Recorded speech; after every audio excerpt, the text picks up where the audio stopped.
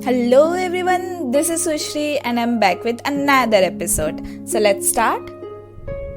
Today's topic is trafficking, to be precise, human trafficking. So let's begin with the dictionary meaning of human trafficking, which says it is an act of recruitment, transportation, transfer, harboring of persons by the means of threat or use of force, abduction, fraud, or deception for the purpose of exploitation, which includes the heinous crimes of forced labor, slavery, and most importantly, for the extraction of organs and sexual exploitation. If we look up to the worldwide data published by the recent Journal of United Nations in 2018, out of the trafficked persons, 49% of the victims were adult women. Data doesn't end here, as other than that, 23% were minor girls also fall into the network of trafficking.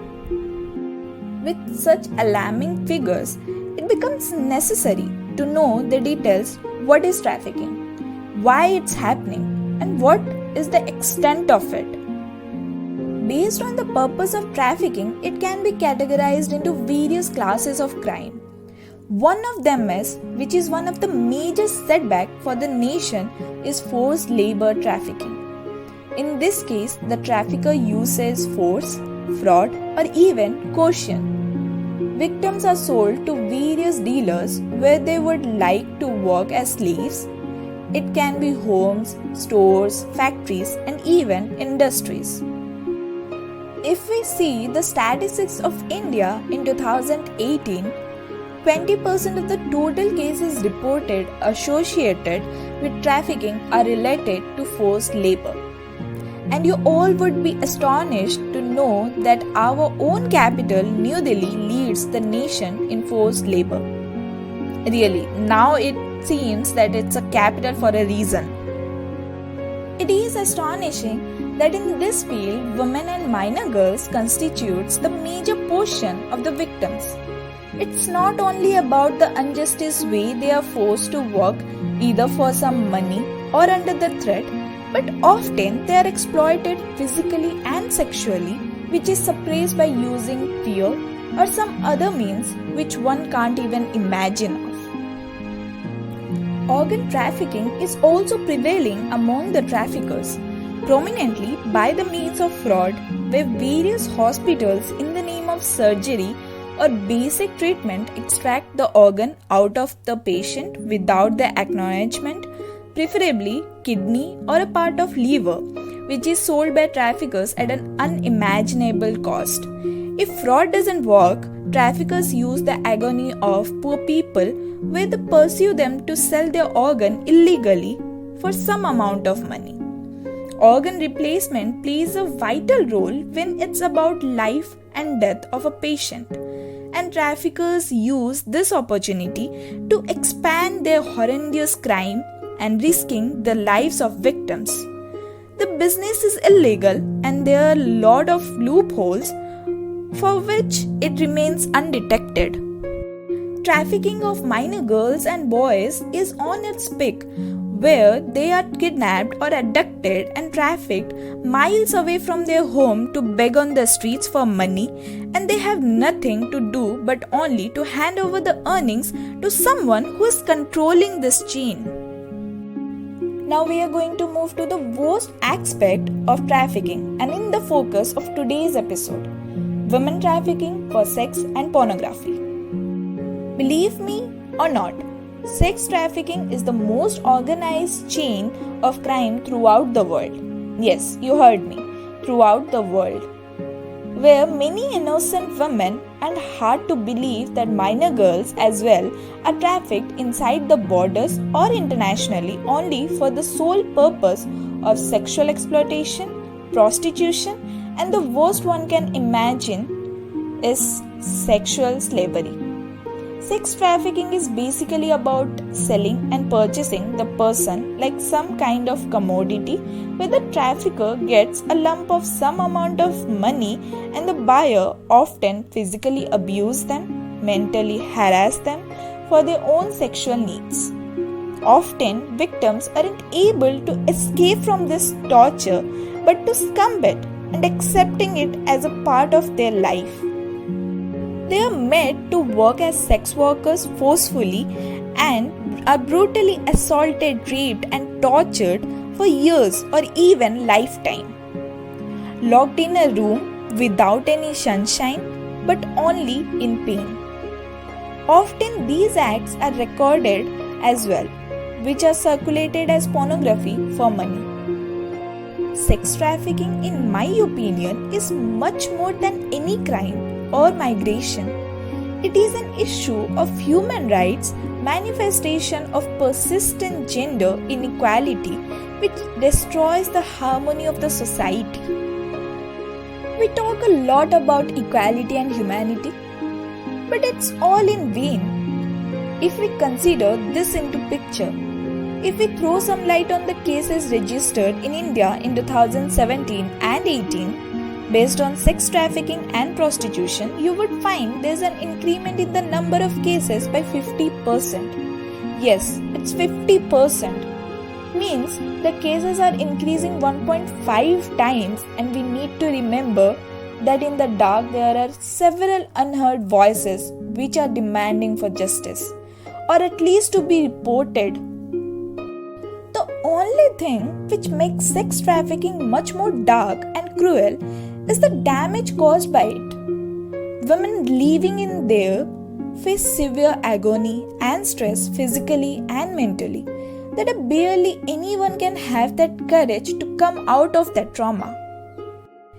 Except of the physical stress, even if they are rescued, society may or may not see them as victims, but always would see them as some sex worker. And there are several cases where victims' families doesn't accept them back because they think they have destroyed their dignity and respect. It's really shameful because such elements in the system not only breaks them and demotivates them to come out of the hell, but also make their stand weaker. It is the sad reality, and maybe a kind of realization that those who see those victims with such narrow vision are very much equivalent to the exploiters and the traffickers. According to the recent studies, women and minors for sexual exploitation are trafficked more into the Gulf states and American continents, and most of the victims belong to African states and Asian origin. This really creates a question in all of our mind that does any factor prevails or governs the trafficking from these regions, and if so, why it's catching pace instead of its eradication? The basic and one of the root reason of it is poverty of the trafficking victims. Many people come out in search of odd jobs where they fall in prey of these traffickers who develop a false belief in them for earning money and soon fall into the grips of this brutality.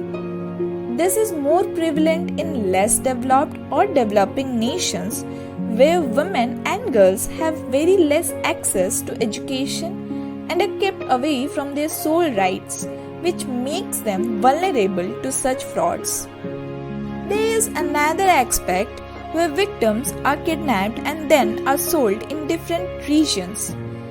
In such case, minors fall into the trap of traffickers who either lure them with something or forcefully take them away.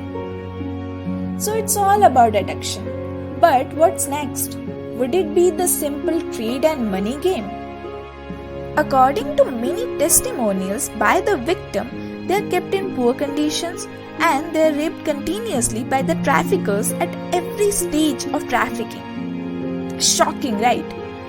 These women and even small girls face the ordeal which affects them a lot physically. And the thing doesn't end here. They get minimal access to medical health care. Their health often deteriorates due to the excessive and continuous sexual and physical abuse and contact diseases as well, like HIV and AIDS. And if situation worsens, they are left to die. These are the things that no fact will show.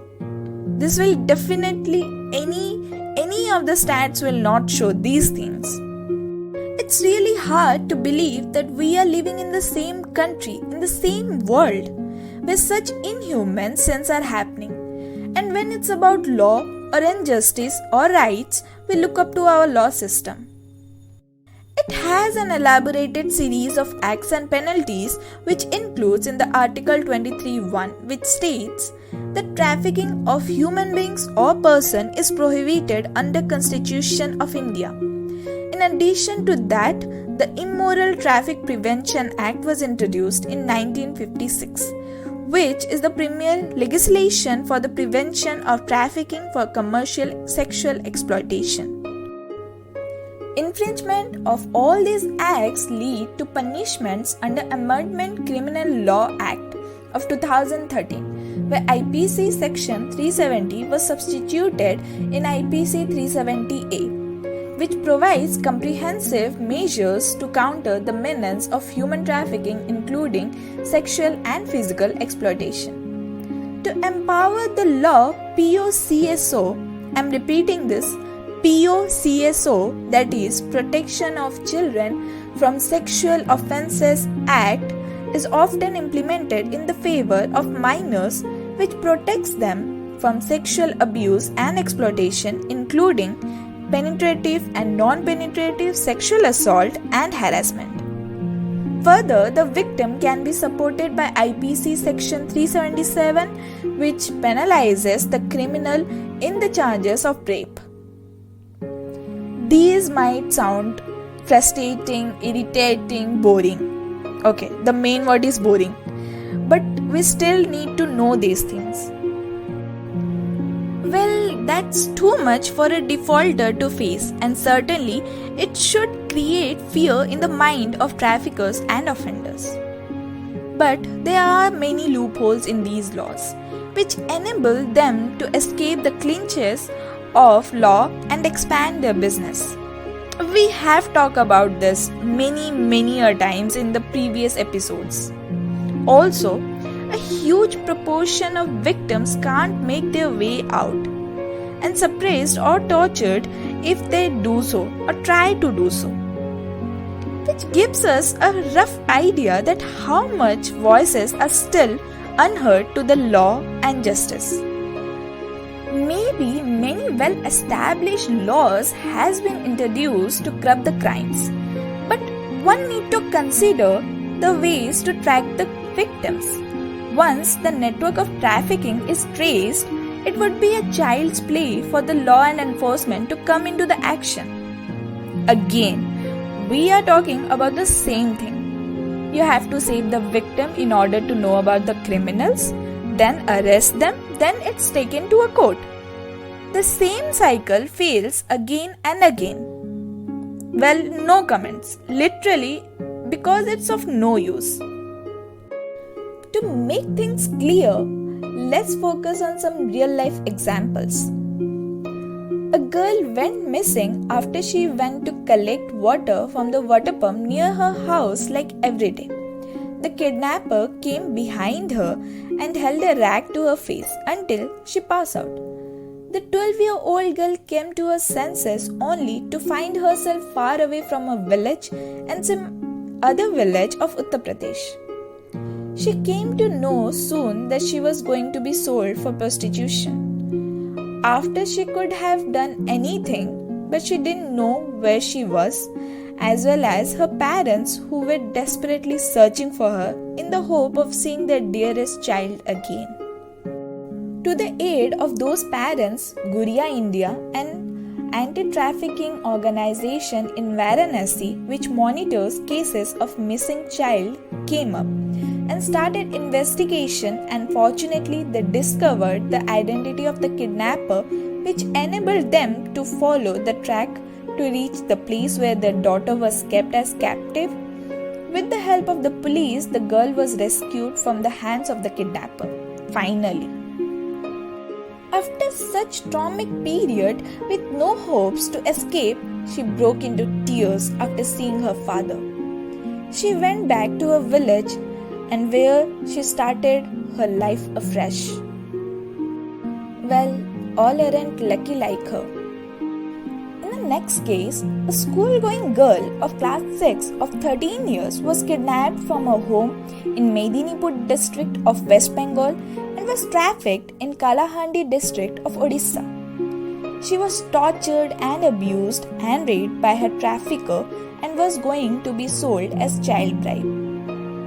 Her courage, however, didn't let her accept it, and it paid one day, as she managed to escape one day.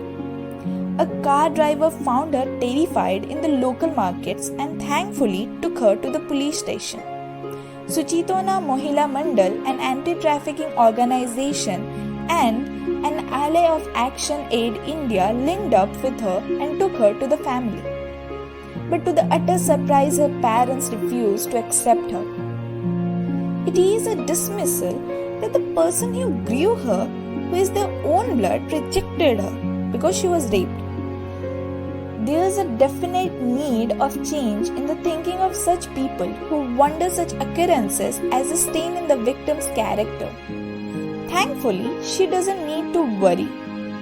Now she lives peacefully in the government shelter home. But still, it must have been painful for her, recovering from that trauma, then living a life of an orphanage.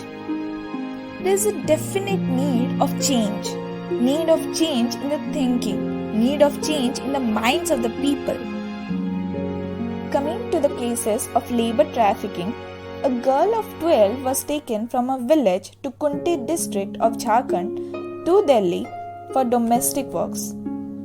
Thankfully, she was saved by Sindur Tola Gramadev Vikas Vidyalay. A social organization intervened and rescued the child. And now she is back to her home and going to the school. Thankfully, she was saved. Courage can push one out of every ties and pain. Just you should not submit even if there's total darkness everywhere. And the next case portrays it. A 16-year-old girl from Sahibganj of Jharkhand was trafficked to Delhi for domestic works. Along with it, the adolescent girl also faced relentless torture of violence and sexual assault. But still, it didn't shock her confidence, and as a result, she managed to escape the house after 45 days of agony. She didn't have any money or phone or contact. The biggest barrier for her was her inability to communicate with others because she didn't know any significant language to make people understand what she meant. The person who could try to search for her was only her mother, who worked as a laborer in a village. She started walking. Yes, you heard it right. She started walking. Maybe not towards her home, but away from the clutches of those crimes. Her courage and will made her walk continuously day and night. Finally, she got help from the police and the childcare center and got back home after 2 months. Yes, after 2 months of struggling. Giving up is what you choose for yourself. It's not the only option left. This story is just an example of that. Trafficking may seem a general crime towards humanity, but many a times it snatches away the happiness of the life and remains as a scar in the memory. Rajeshri, a native of a village near Bangalore, fell into the fraud of a dealer who promised her to give her a job of bottle washing when she was only 12 years old. To earn some money, she agreed to go to Delhi, where she was locked in a room. Later, she was told that she has been trafficked to work as a sex worker. It feels really awful to say that she was rated and priced initially based on her virginity. She also mentioned that around 10 to 15 customers visited her per day. Every day and even at night, she has faced this physical and mental torture for 3 years. She is free now, but she says that this fraud and darkness destroyed the happiness of her childhood, and still the pain of her past exists, which seems to run in front of her eyes.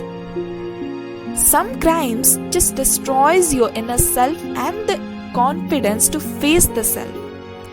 These crimes makes you feel that way because many of the times they don't get a chance to escape or inform the authorities. And many hurt themselves from being in that situation.